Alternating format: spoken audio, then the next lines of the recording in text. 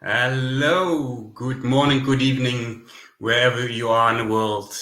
My name is Maurice, Asmodee Speakers and founder of bookingworldspeakers.com. And please, we welcome you all in the chat. Let me know where you're from. Thank you for having you here in this webinar. We are about to begin in a few minutes.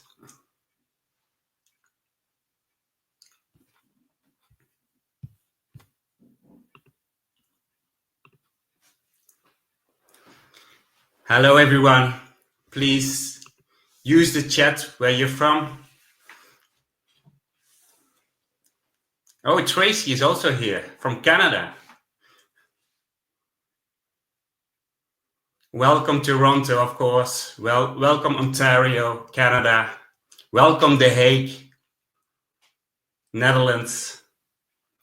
And my colleague Lillian from Maastricht, the most beautiful place of the Netherlands.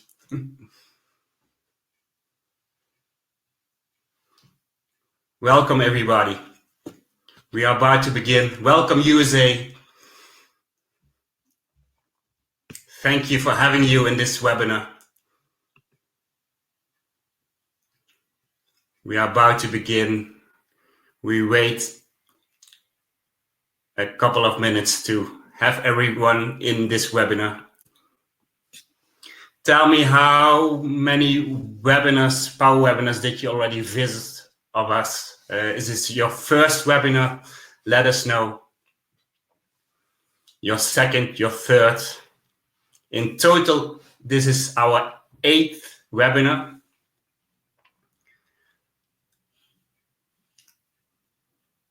Welcome, everybody. Welcome, Stephen. Welcome, Jenny. Welcome, Nina from England. Welcome.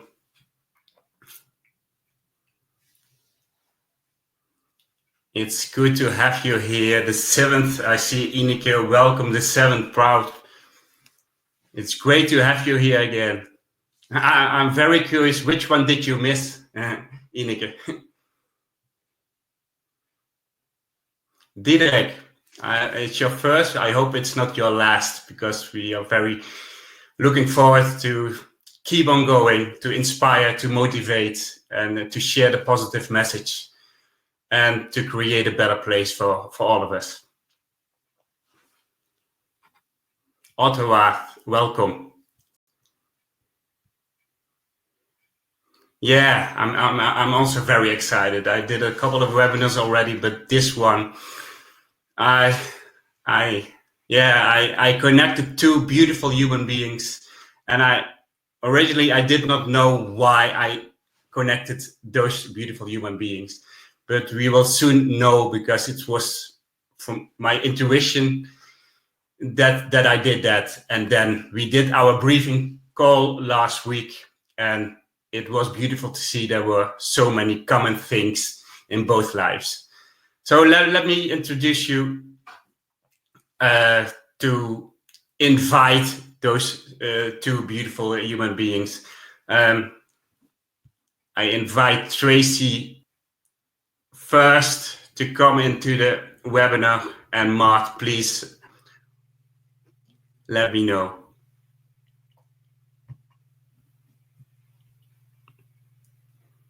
Uh-oh. I don't hear you. Do you? Hello. Okay. There's nothing wrong. No, hello. Oh, how wonderful. Look at the thousands joining us. I love it. Mart, please click on your camera, and then we will see you. And this is here he is. I love it. You see, Mart knows that I love a man in uniform, so he was giving me the uniform picture and then revealing his handsome mug for us all. Very handsome mug, but we'll keep it a secret just for now. Just for now. Look at your beautiful sweater. Yeah, thank you having you both in this webinar. It's a beautiful webinar. It's about the Invictus meets the unstoppable, of course. a couple of things to share with the attendees. You are using already the chat function. Please, we have also an interactive part during this webinar. Feel free to ask your questions for these beautiful people. The reason why I brought those two together is, well, let me first start with Mart. Mart is a very special person, and I asked him just a couple of minutes before this webinar, do you still know the moment that we met each other? And he said, oh, I'm not sure anymore. And I just shared with him the Rijks Museum, the most beautiful museum of the Netherlands, where the Rembrandt painting is hanging. And then the light was. It was the 200 years anniversary of the land forces, of the army, of the Dutch land forces. And there was another speaker in front of him. And my passion is listening to great speakers, of course. And now I feel him. I see him already laughing because he knows what happened at that moment. And of course, he was in charge. And a speechwriter had written a beautiful speech for him. But what he did, and I show it to all the people, he did like this. And he apologized for his speechwriter, who maybe he was in the audience, and he started from his heart to share a very human story. And that moved me and that touched me. And that's the reason why we became friends. That's the reason why he signed up for the Speakers Bureau. That's the reason why we are here now together. And in connection with that, I think, Tracy, we met each other 3 years ago at the JT Fox Make a Success, the place to be. I think there are a couple of people in joining this webinar from that. It's all started where we grow our family, our beautiful family. Also thanks to JT, because without JT, we did not know each other. And yeah, I was there with my wife, Gwen, and from the very first, and you won the award there. I had the Best Speaker Award. And since then, and I invited you for the ING Bank, and yeah, it's beautiful to have you here, Tracy. It's beautiful to have you here, Mart. And let us start, people. Let us start, people. And I first would love to ask Tracy, of course, the question: where did it all start? Of course, you were born without limbs, without arms, and I see in you the most positive person of Canada, maybe of the world. I'm not sure yet, but you have a smile. You are very positive. So tell me all about it. What happened in your life? You know, you say born without my arms and legs, and I think I'm very lucky. I think I was born exactly the way I was meant to be. And you know, I am no war hero like Mart's wonderful Invictus Games participants. You know, the Invictus means unconquered, and so the unconquerable Invictus, and I am the unstoppable.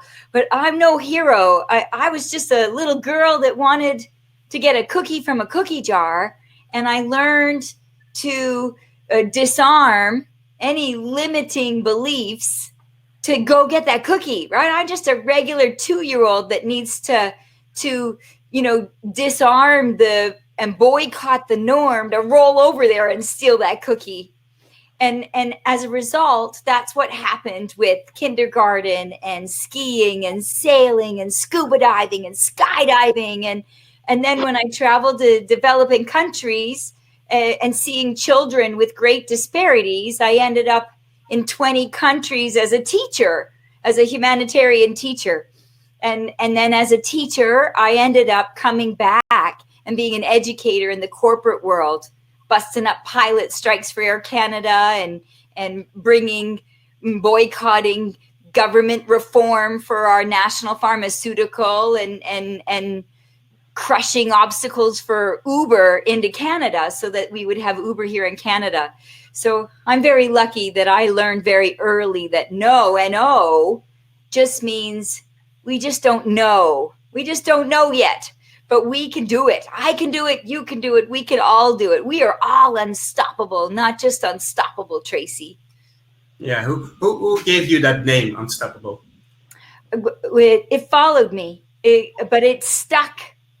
You know, in kindergarten, my teacher said, oh, she was unstoppable. In skiing, they said, oh, she was unstoppable. In sailing, she was unstoppable. But it wasn't until Magnus Lidgedal, a gold Olympian, I'd spent 3 months sleeping out in my car, and I was still there. It was like 90 days. In the 90th morning, 5:30 in the morning, I show up to wash his boats. And he says, you are totally unstoppable. And he took a magic marker, a Sharpie, and he went over to this really old boat. And there was like a creature that was living in the bottom of it. And he said, here, you can start with this boat. You repair it and you fix it up and you can use this boat to train in. And he wrote Unstoppable Tracy because he told me no for 90 days. And on the 90th day, he wrote Unstoppable Tracy on this boat without even knowing how it followed me everywhere. So I finally threw in the towel and said, okay, if the world wants to call me Unstoppable Tracy, but I'll only accept it if you know, world, that you are unstoppable too. Yeah, it's beautiful. It's really meant to be, and not only sailing. You climb mountains. The bronze medal in the Paralympics with skiing. Sorry, but it's really not unstoppable, but also maybe unbelievable, unstoppable. Thank you, Tracy. Let's have a look into the life of Mart, of course, because I think everybody knows or feels or sees the army from the media, from everything, but nobody sees the army from a different side. And maybe it's a good question for Mart. Where did it all start? Who was Mart as a little boy? Actually, I was a war child. My mother was born in 1925. So she witnessed the occupation by the Germans for 5 years. And she was actually liberated by the Canadians in 1945. And my father was forced to do forced labor in a labor camp in Germany, close to Berlin. So we had to work on testing the engines from the Daimler company for the Messerschmitt planes for 3 years. And he was liberated by the Russians. So in both my parents, in their lives, that whole war played a very important role. And what I learned from my father actually is the first thing I recall as a little boy is that I walked together with him on the Oosterbeek airborne cemetery, where about 2,000 British and Polish soldiers were laid to rest based on the Operation Market Garden. And then my father told me words like, Mart, remember, freedom is not for free and will never be for free. I still recall these words. And then I had to go to high school close to Arnhem. I was raised close to Arnhem. And I was not a very outstanding student. You know, I didn't have time to learn. I did volleyball, soccer, and so on. So I was actually only good in 2 classes. That was sports and history. Well, if you combine sport and history, you might find yourself somewhere close to the armed forces, you know, physically doing sports, challenge yourself, bit of history. So on one day, I filled in a form to apply for the military academy. And based on my education, the only thing I could do was apply for infantry officer, probably the most physical, courageous, but simple type of officer there is. Everybody was surprised that I was admitted, so I went to the military academy, served for nearly 40 years as an infantry officer in all different levels. Went on missions in Bosnia and a year in Afghanistan. I wrote a book about that year, and when I retired in 2016, I decided to spend more time with my family. Did not succeed in that mission yet, but still working on it. And secondly, to do things that I really believe in. And one of the things that came across were the Invictus Games. I was teaching leadership in a university in the Netherlands, and we sat together with some people evaluating. And suddenly one of us said, "Why don't we organize the Invictus Games?" I said, "That's a great idea. Let's start tomorrow." So that's how it started actually in 2017. Not from an institution, not from the Minister of Defense, not from a existing entity, but just three mad people coming together and say, "Well, we just start doing it." And a couple of years later, actually this week, the Invictus Games were scheduled to take place in The Hague with a budget of 18 million euros and more than 2,000 competitors and their friends and family. Based on coronavirus, it's postponed to hopefully next year. But it is just doing things you believe in and see who's going to stop you. And that's why the Invictus meets the unstoppable, I think. Yeah, Mart, I'm not sure if everybody knows what the Invictus Games are. So can you explain it in short what it is? The Invictus Games are sport games, especially developed for soldiers who were wounded physically or mentally in combat or in service. And the whole idea was actually brought forward by the Duke of Sussex, Prince Harry, who saw how important sport was in the recovery process of wounded American soldiers. So he said, "I'm going to take this a step further." And he started in 2014 in London with 18 nations, brought together 500 soldiers, veterans, and they all could take 2 friends and family with them. It was a huge success. So after that, it went on to Orlando, to Toronto, to Canada, to Sydney, and we applied to get them to the Netherlands. Because it is a very touching event, and you cannot compare it with anything else. It's very emotional because actually shows you the incredible strength of the human being. That's the Invictus Games. And secondly, there was a clear link with the fact that we celebrate 75 years of liberation in the Netherlands this year. So we brought the two together in The Hague. Yeah, and it's exactly 1 week after the liberation day in Holland, and where Holland was got the freedom because of the Canadians. Thank you again. So it's beautiful to have this connection again from intuition. I brought you together, but there's more happening now. It's always fun to connect to people. They don't know each other, and maybe Mart has a question for Tracy. Do you have a question for Tracy?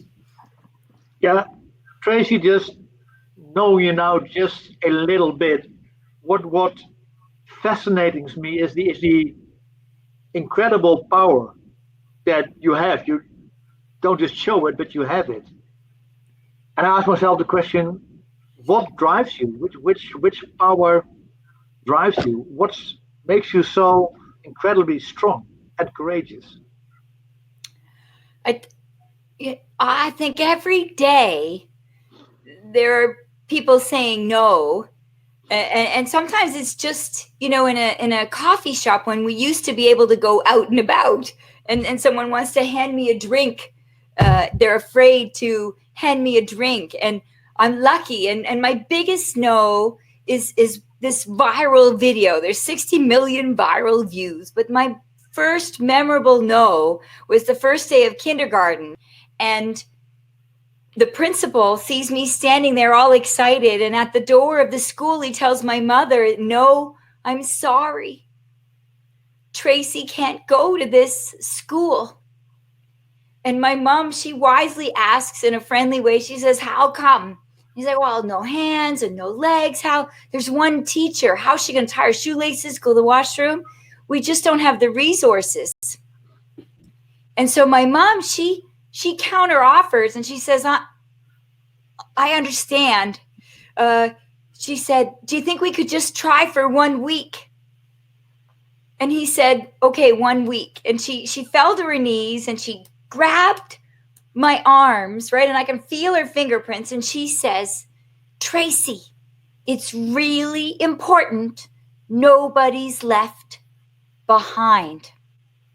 And I remember looking up at the principal that had just said that I couldn't stay. And my heart was in my stomach. And I'm looking up at him and his eyes are like all welled up with tears because he could see my mom on her knees holding my arms. And so he's all excited that I get to stay now. And he raced outside to try to find me at recess time, because if I got outside, it would mean that I wouldn't have to leave on Friday. And I wasn't there. So he ran inside to find my teacher. How come I wasn't there? And when he got inside, the teacher said, oh, well, her little friend needed to tie her shoelaces. So Tracy gave her a hand. And it turns out none of the 30 kids could tie their shoelaces. And I'm so lucky that I had this Liverpudlian tough love mom. And she was the kind of mom that both me and my sister, you know, we both had to make our bed and we both had to tie our shoelaces and be there and be able to do things for ourselves. Not because I didn't have hands, but just because that's the kind of mom she was. And I'm so lucky. And maybe she knew something I didn't know, right? And that, you know, how come the only girl with no hands was the only girl required to be able to tie her shoelaces? So I learned at 5 years old when adults would tell me, no, you can't come to this school. No, you can't have this cookie. I learned at 5 years old that no, N-O, just means they don't know, K-N-O-W. And you just keep at it until we figure it out. That's how I lasted 90 days with Magnus, sleeping in my car. He just didn't know. And so I think I'm very lucky to be born this way, because even in COVID right now, I'm lucky to have a little bit of grit and resilience from all of the obstacles to help me just keep figuring it out. I'll figure it out. I'm going to survive this isolation just like all of our wonderful listeners. Yeah. Hang in there. Thank you, Tracy. And people, please, if you haven't watched the Goldcast video, happy to share the link to you if you want to, but it's very easy. Tracy Goldcast in Google, and you really experience that story what she was just telling again. It's really moving. Tracy, do you have a question for Mart? Of course you do, and yeah. we haven't prepared the questions, so it's beautiful to see how they react to one another. Where they're at. Well, and you know, I have a silly question and a real question in some ways. I promised a lot of our listeners here, I'm very lucky. Mart, being in who he is, isn't allowed on Facebook. So I've been telling 30,000 people, Mart, that, you know, when we hung up with our practice call for today, that we ran out of time, and I couldn't ask you about how come Prince Harry chose Meg over me. You know, what was behind that with Prince Harry? So my big question to you that I've been telling thousands and thousands of people I was going to ask you today was, how come he picked Meg? Can you tell us a bit about Prince Harry? What do you know? I know that you served together. Can you tell us? Do you want to hear the truth, or do you want to hear the real truth? Or are you ready for it? Anything you say will be perfect. Yeah, and I probably think that he doesn't prefer blonde, but that's just a wild guess. But I think that's one of the things that come into play here. You know, we served together in Afghanistan, yes. Although I didn't meet him, I had 45,000 soldiers back then, and I was commanding them, and Prince Harry was flying a helicopter, a combat helicopter, in escorting the medevac helicopter. The medevac helicopter is the medical evacuation helicopter. Okay. So every time that I received a message that a British soldier was wounded in action, I knew that the helicopters were gearing up, and within 3-4 minutes were in the air, flying to this position to pick up that soldier, and that probably one of the pilots in the helicopter escorting them was probably Prince Harry, and trying to get the wounded soldiers back. And there are some very touching videos from from the way they pick up the soldiers and go back to base. Sorry. And so we serve together, and it means that if you talk about missions, and especially Afghanistan, you just don't share the picture, but you also share the smell and the sound. Oh. So it's very easy to relate because you have the same references. And that is that special bond that probably veterans have all over the world. And that is what I presume that drives him to organize the Invictus Games. This is not just an act of courtesy. He is extremely involved in the Invictus Games, and he is and he will be and will stay committed in the future with the Invictus Games. And I think one of the reasons for that is Afghanistan and what he saw there, and especially the resilience that he saw there, both physically and mentally, by the wounded soldiers. And I think that made a huge impression on him, and brought him to having the opportunity to organize it, to use his contacts and his position to organize the Invictus Games. And you know, what I see is, if I see him interacting with the soldiers, I see that he is completely at ease. That is his world, you know, that is where he feels comfortable in, and that it's very touching, but also very honored to be part of that organization. But if you send me your picture, I can show your picture to him and see what happens. You never know. Babysitter. You have to do it directly after the webinar, because tomorrow he is meeting Prince Harry. I missed him by 1 day. We could invite him here today, 1 day away. Yeah. Maybe he's joining in the webinar. Maybe he's joining in the webinar. Maybe. Hang on, everybody. I'm always, when I make a mistake, I always apologize to people. And there's one thing I must apologize, and that's the line that Mart has given me. I am the master of my fate, and I'm the captain of my soul. I focus on two words. It was faith, and master, but it wasn't not clear. But I think we can go deep in that line, and it's connected with the army. So tell me more about that line. What is so special to that line, Mark? These are the last two lines of a poem by W.E. Henley. The poem is called Invictus, and it's actually about how people, when they find themselves down, how they find the real strength to carry on. And the last two lines of his poem are the motto of the Invictus Games. That is, I am the master of my fate, I am the captain of my soul. And it's really true, you know, the Invictus Games with 500 competitors. These are 500 stories of people finding themselves in a very bad situation, physically, mentally, or both.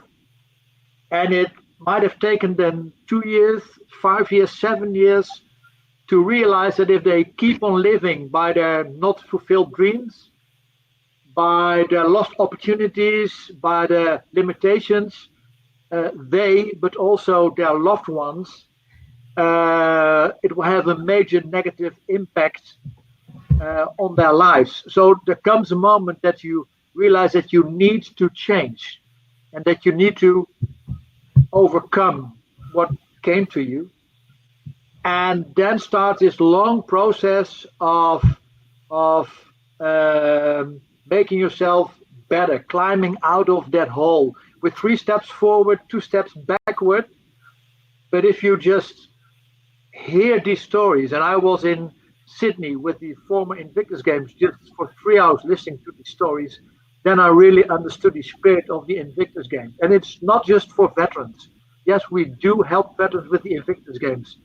It is good for society to realize and understand what veterans went through and how the freedom we have is not for free and people sacrifice that. But it's also for society. It's for everyone, for young kids, for older people. Look at these soldiers and look at their strengths, and they're just human beings. You are a human being. Take your fate into your own hands and show the world how strong you are. That's Invictus. Wow. Thank you for the connection with of course, human beings. Well, what does it mean to be a human being? Even this time, I guess. We are talking now about, okay, we are in lockdown, we struggle a lot, we don't know how. Some people stand still, some people are moving, some people need other people, but they cannot connect. Some people don't have internet where in the world. We don't see what is happening in Africa, for example. At the television, we only see Corona and sports that doesn't exist. So in my belief is we help each other more. We try to be more human, we give more and also connect with, okay, it's good to fail. It's good to take that risk and help each other to learn from all the things that we are human beings connect. And we connect through stories. What now is happening in the world, there are movements creating positive messages in the world. So we need each other to solve the problems in the world globally, and not only from one country. That's my belief. So let me ask the people who join this webinar, please ask questions. We have 30 more minutes to ask these beautiful human beings questions. What are your fears? Tell us, how can we help you with answers that maybe these people in this webinar have? So please join us with questions. And maybe it's Tracy, you have more stories about how to find your inner strength. Maybe you are the example for many people to look at. So tell me a short example, and then I watch. There's one question already. What will happen with Invictus?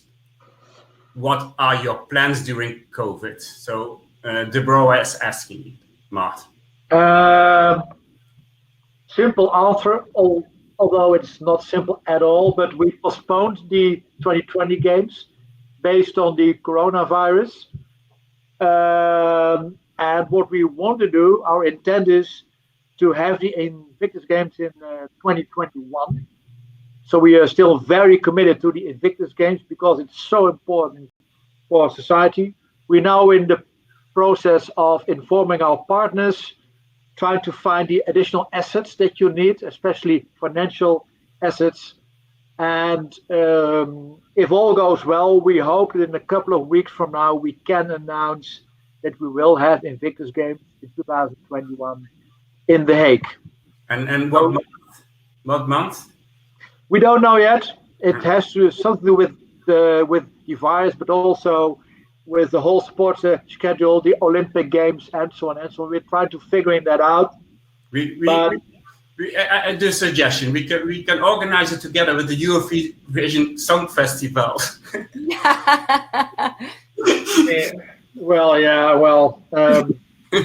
Luckily you would never hear me sing, so let's really keep it.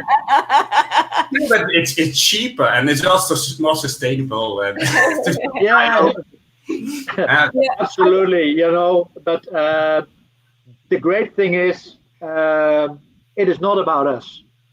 It is about the soldiers and their friends and family that deserve have the Invictus Games and have the experience, and that's what drives us. And I feel great support in society, and hope in a couple of weeks we can say we're on, go ahead, and never stop Invictus. Yeah. So another question, Marielle. Thank you for having you, Marielle. Good to see you in this webinar. Also one of the family of 𝐴𝐴 𝐴𝐴. A question for both of you. What are your role models? Of course, you are a role model for many people who join here, but who is, give me one name, who is your role model? Tracy. When I was getting my legs repaired, when I was very young, I was in a waiting room, and this 18-year-old girl came in talking to the reception saying, there's no sailing for children with disabilities in Canada anywhere. And I just did a project at school, and I want to start sailing for children with disability. Please give me, your names of your patients. And because of privacy, they couldn't. But I happened to be sitting there on that couch that day. And so I could say, oh, I want to. And, that first year, I spent the whole year falling out of the boat because without my legs, I was top heavy. And I had a life jacket on and I could swim. But this 18-year-old girl, Kathy Smart, she didn't tell me I couldn't participate. And she let me come back until I figured out how to balance in the boat. And Kathy Smart and I grew up to be a sailing instructor with her. And then when she left, I ran the school. And then when a big tall ship came around looking for a captain, they'd had every country in the world, every race, every gender preference on this boat, but they'd never had a person with a disability. So they brought me on board. And that's thanks to Kathy Smart. And then Kathy Smart and we went to Nepal, and I was the first quadruple amputee, and I think the first quadruple amputee to climb the Annapurna region of the Himalayas. And because of Kathy Smart, I got my degree, and so many of the early exposures of sailing and climbing and are all Kathy Smart. And I pursued my leadership development thanks to Kathy Smart and this young 18-year-old trying to disrupt the norm and steal a few patients, even though it was illegal. Mart, what about you? I don't have a specific role model, but because there's so many great people out there. But let me give you just one example of something that really touched me. I was in Afghanistan visiting the Marine Task Force, US Marines, and I had the honor to fly for 1 hour in a helicopter together with the US Marine Corps captain, and his name was Kyle van der Giessen. He was probably selected because he had a Dutch name, although he hadn't any roots anymore with the Netherlands. So we flew for more than an hour, and after 30 minutes, you were through talking on operations. So I asked him, how many times did you go on mission? What's your family situation? This was his 8th mission. He was married. He lived in San Diego, had a small daughter of 2 years old. And in 6 weeks, he was going to redeploy, which was great because in 3 months, they were going to have another baby. So we went back to the airfield, and he gave me his flight suit. Actually, you can see it in the back, his flight overall. And he gave that to me. He said, "This is a present for me to you." Do you see it? It's over there. Ah, the lotto. Yeah. Show it. Yeah. This is flight overall. Can you see it? Oh, wow. Yeah. His overalls. Yeah. So after Afghanistan, 6 weeks later, I came back from Kabul, and we had a ramp ceremony. In a ramp ceremony, you say goodbye to a soldier that's killed in action. And because I came back from Kabul, I didn't know the details. So I flew in and say, "Who is it?" They said, "Well, these are 2 American pilots, because 2 helicopters crashed into each other in the air, and 2 pilots didn't survive the crash. And one of them was Captain van der Giessen." So in his last flight, handover takeover, he was killed in action. And after Afghanistan, I contacted his wife. The son was born. They were living in San Diego, and they wanted to return the flight overall. So they had something which belonged to Kyle to remember it. And she said, you know, keep it, because, and she said a line which is also a monument for the Canadian soldiers who fell in my village. Yeah. In early April 45, they say, dying for freedom isn't the worst that could happen, being forgotten is. So keep that overall. Really excited now, Mo. Thank you for that. And I think a lot of people in this webinar would love to volunteer for the Invictus Games. So Stephen, I think 𝐓𝐡𝐞, if I pronounce it right, how can they volunteer for the Invictus Games? Just relatively easy. Follow the website. We had more than 5,000 people applying to be a volunteer from all over the world. Yeah. We selected 1,000, but now the games are postponed. We are going again through this process as soon as we know that we reschedule them on 2021. So follow the website and see what happens. We will let you know after the webinar or during. Maybe Kim is looking that up and help you with the link. Another question for Tracy from, let me see, what mental and physical hurdles did you have to overcome during ocean sail?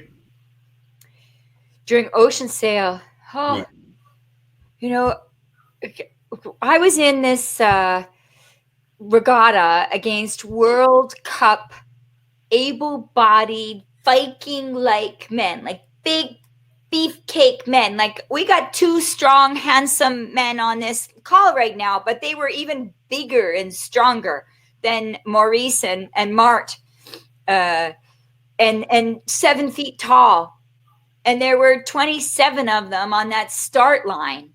And on any start line in sailing, you have to try to carve yourself a hole, a space, to be able to, because the start line is usually shorter than the number of boats there are. So only some of those 30 boats can cross that start line first and trying to break through. And I thought that my biggest hurdle in ocean sailing was that they have their legs to steer the boat. In this 2.4, you can steer with your feet. And they have these great, gigantic muscles. In fact, on the call right now, Stephen is here with his big, gigantic muscles.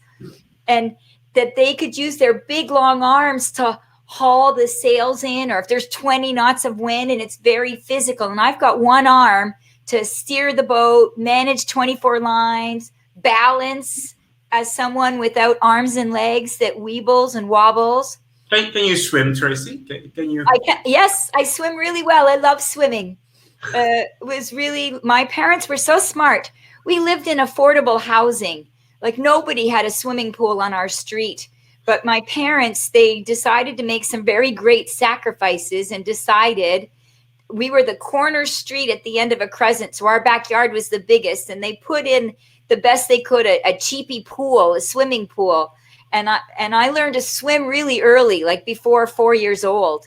And so all of the kids on the street, they would all come to my backyard so that they would swim in the one pool on the affordable housing street. And so I loved swimming because it meant kids would come over and be in the swimming pool with me. So I'm a really strong swimmer, which was great. So if I fall out of the boat, no problem. I love swimming. Mom used to share this story where, you know, she'd wake up at breakfast and I would be in the pool. And I was told I'm not allowed in the pool until there's an adult, but I'd constantly be in the pool. And she said, I've had a mask on and I've had my snorkel on and I'd be swimming around and she'd have to stick her finger in the hole of the snorkel to get me to come up. And I would come up and she's like, come have breakfast. What are you doing in the pool? And she said she'd have to repeat that at lunchtime and at dinner time because I just was in the pool all day. So luckily, that gave me strong skills for ocean swimming. But my biggest obstacle was not having, 27 able-bodied men in Melbourne, Australia at an Olympic class qualifier, right? It's an Olympic class qualifier, an able-bodied male-dominated regatta, only 3 women, and it's Melbourne, Australia. And that when I get there, of course, I couldn't ship my boat there. It was too expensive. So I have duct tape and I have a pool noodle over my knees. I'm trying to rig my boat so that I can sail this rental. And I got boycotted. I got boycotted by all these able-bodied people, mostly men with arms and legs. And they said it's a one-class design. And that duct tape and those pool noodles, they don't count, right? They're not one design. And so I think they thought that I was going to be in their way and a burden, and that I didn't have a place or a right to be on that start line. And I tell you, I ripped off that. I went right away when I heard it, and I cut the duct tape off, and I threw the pool noodle in an environmentally safe place to be reused, threw the pool noodle away, and I sailed that regatta. And they completely underestimated me. And the bonus to that was on that start line, because, who gets off the start first is pretty much who wins the race. That's you start right, you get the right mindset. That's who wins the race. And I came against those 30 sailors 7th overall. Wow. And most of them were able-bodied men. And I was just trying to train for the Paralympics. The Invictus Games are magical.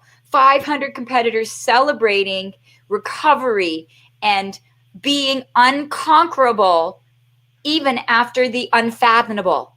And the Paralympics is about high performance. Many of those athletes, and there's 1,600 of them that were here for the Pan Am, Para-Pan Am, and it's, and more at the other games.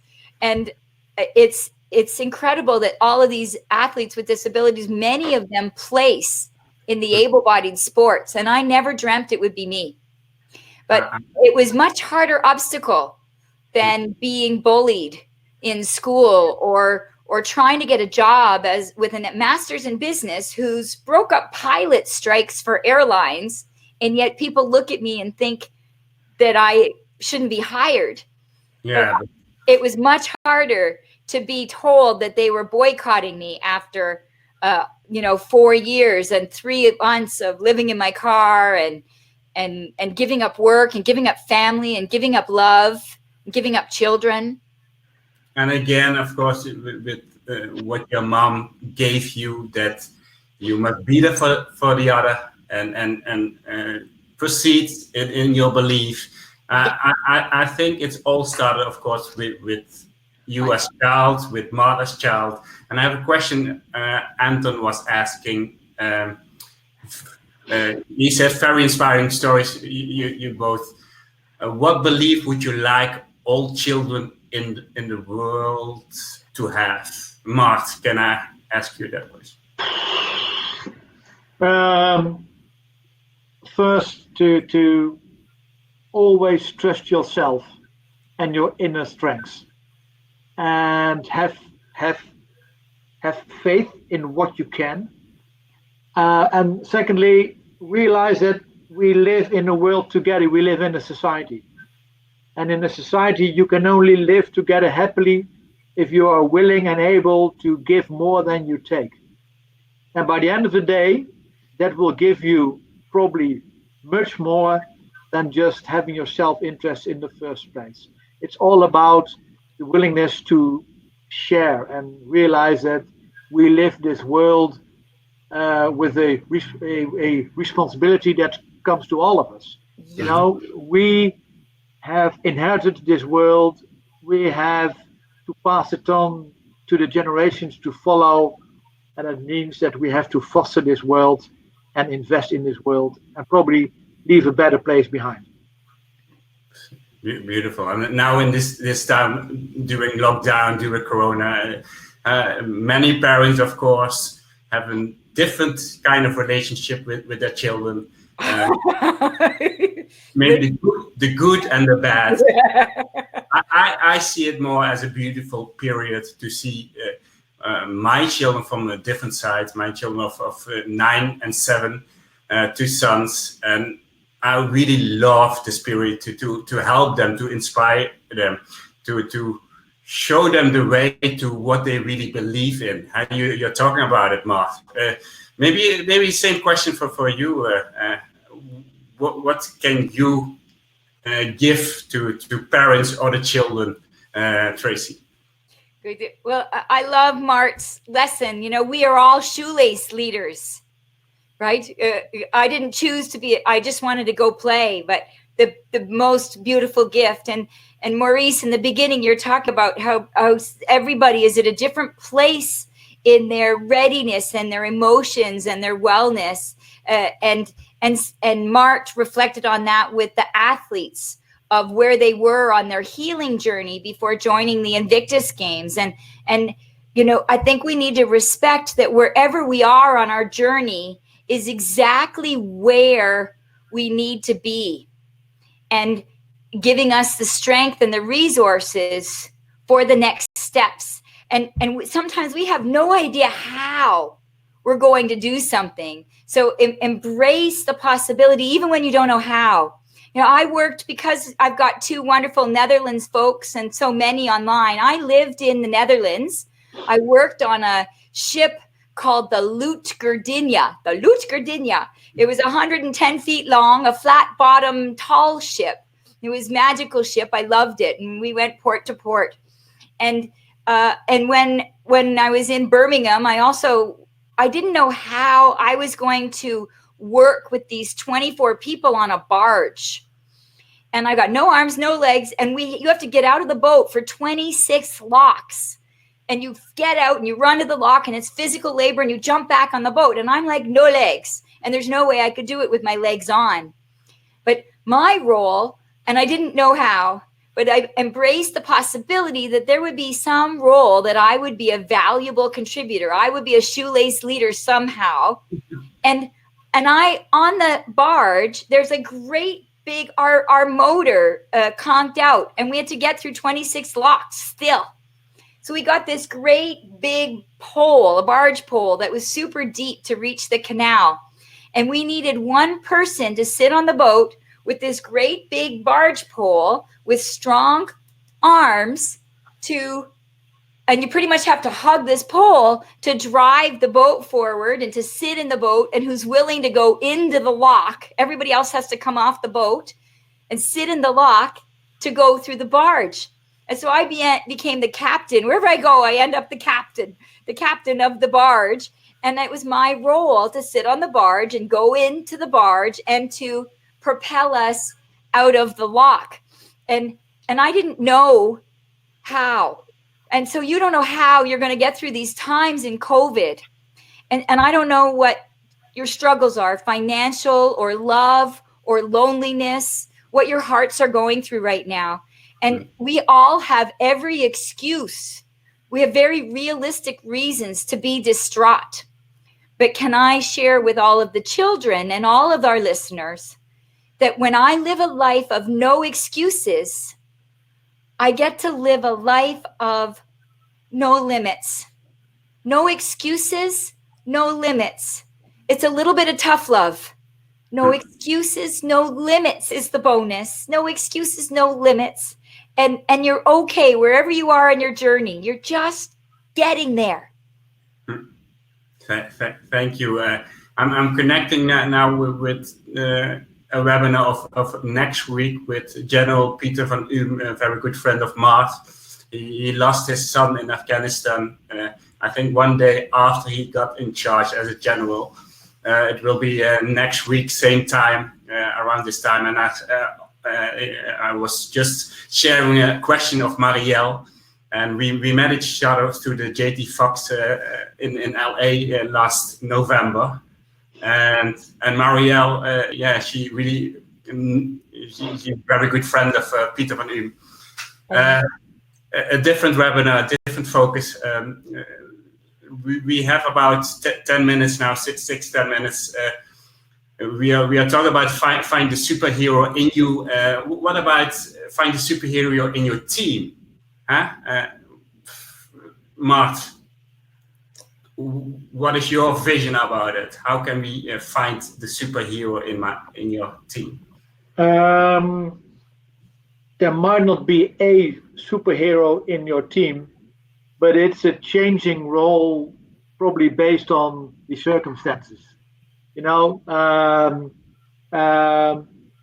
when you are confronted with life, death, and wounded soldiers every day in Afghanistan, you know, there comes a moment that it touches you. It touches you every day, but that you are becoming really emotional. And if you get emotional, that's okay, because you're a human being. You're not a machine. You're not an engine.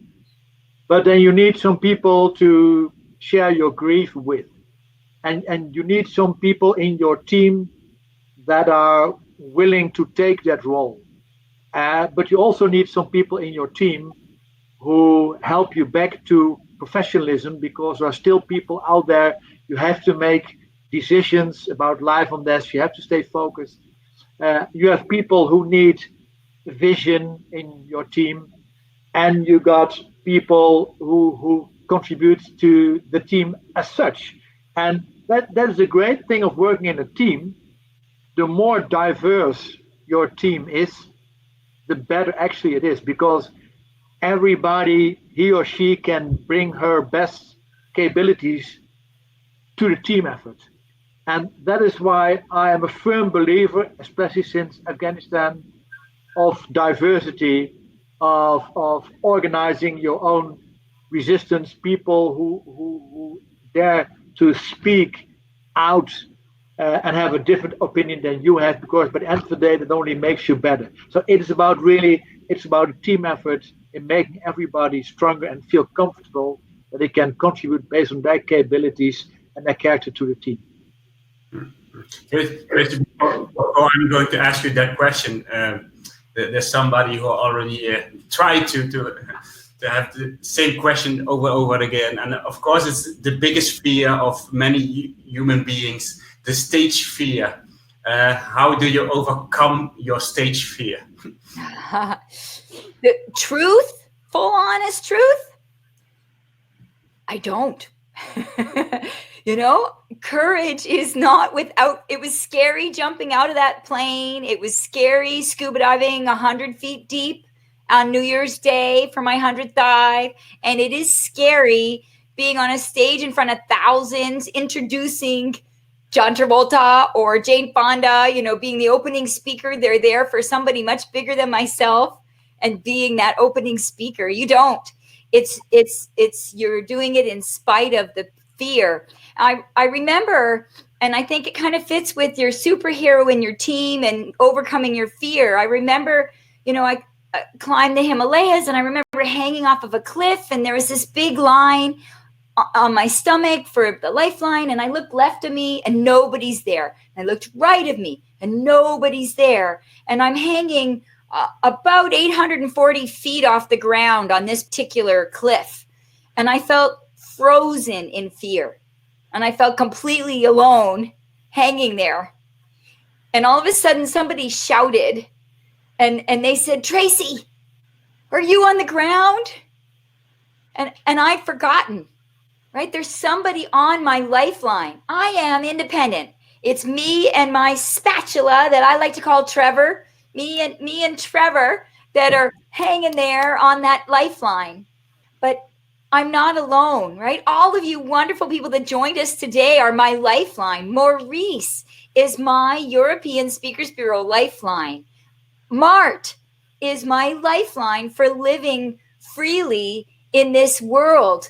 Thanks to Mart and all of his 45,000 soldiers. One of them was one of my besties. Julie was in Afghanistan with Mart. And she's just one of 45,000. I don't expect him to necessarily remember her, but now Prince Harry is. And now Prince Harry will be my lifeline when I slip him my picture and offer to babysit. Yeah, but I agree. Of course, I've been working in this speaking and event industry for quite a long time. And of course, every human being has fear, and it's just take that first step. Yeah.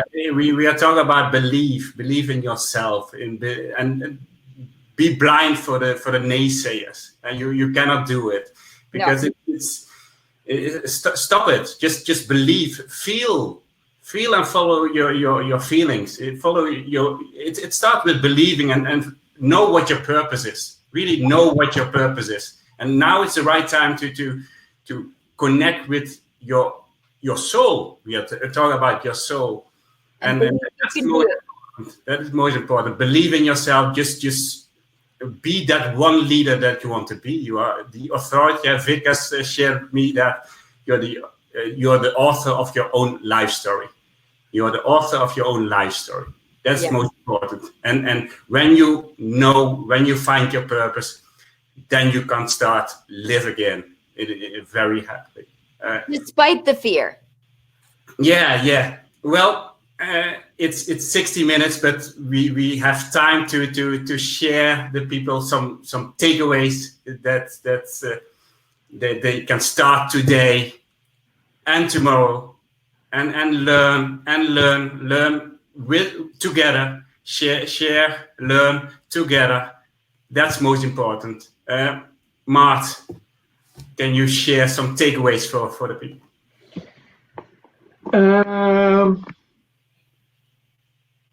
First, accept that every human being lives with fear and emotions. You're not a machine. It's okay to have them, and it is part of you. It's part of everyone. Secondly, accept that you have your weaknesses. Everybody of us has weaknesses, and it is accepting them that helps you the best to go forward. That is how we are. And last but not least, stop thinking that we can control everything, because it's not true. We only control such a small part of our lives. Things will come to you that are unexpected, that you don't deserve, that you have trouble with. It will happen to you. So always go back to yourself and your inner strengths and try to find a way to handle these. But stop in thinking that you can control the world and your future. You can contribute to your world and your future, but you're only a very small part of society. Thank you so much, Mart. Tracy, your last words in this webinar, but not your really last words, because still in short, if you still have questions, you can share them with us through email, and they are happy to answer your questions after the webinar. So please do. Tracy, your last word. There's the secret is that I was born limitless. Is a bit of a bad joke, limitless. But the bigger secret is that you are born limitless too. We are all born limitless. And so exceed your uncertainty. Feeling uncertain is no excuse for inaction. Embrace possibility. Even when you don't know how, don't avoid failure. And earn independence. But earning independence is not alone. Earning independence and courage in those fearful moments, who you surround yourself with is who you become. That's how you earn independence, not alone. And no excuses gives you the bonus of no limitless life. Thank you so much for joining us today. Thank you, Maurice, for inviting me. Mart, I'm mad at you for bringing me to tears over and over. But I'm so lucky that 50% of those tears are usually crying from laughter. So I'm so glad to have joined you on this call. Yeah. Thank you very much, given the opportunity to meet such a great person with such incredible strengths. And I would end with the famous words: "You are the master of your fate. You're the captain of your soul." Good luck. Thank you, you both. You made this happen. This first gathering between Tracy and the Invictus. I told you, everyone, this was a very special webinar with emotions, with a laugh. Last webinar, last week, we went to Down Under to have Peter Turin, the most positive person of Australia, about easy to do, easy not to do. That's your choice. This time we went a little bit deeper in that. We have two great human beings as example of easy to do, easy not to do. That's your choice. Next webinar, we go to Belgium, actually, with a thought leader, customer focus about. Now we just go back in time to the Twilight Zone time, what we can learn from that, and how he is seeing the future. It's beautiful to see that we go very, very, very back into history, what we can copy from history into what's now is happening. And next week we have Peter van Uhm, General Peter van Uhm, and we go to Singapore on Thursday with Vickers Malkani and one of the most famous futurists of the Netherlands. We connected them both, and we go more to a spiritual world. Is this all happening? Karma or universal wisdom? That's for next Thursday. Thank you all for joining us. Thank you, because of you we can do this, of course. But we keep on going. We keep on doing it together. And I hope, tell us your feedback. We are very happy to improve, because every day we can improve, and every day we can live, and every day we can give to other people and help them. Thank you so much, everyone. Bye-bye. Bye-bye. Oh yeah, we have to do this. Oh yeah.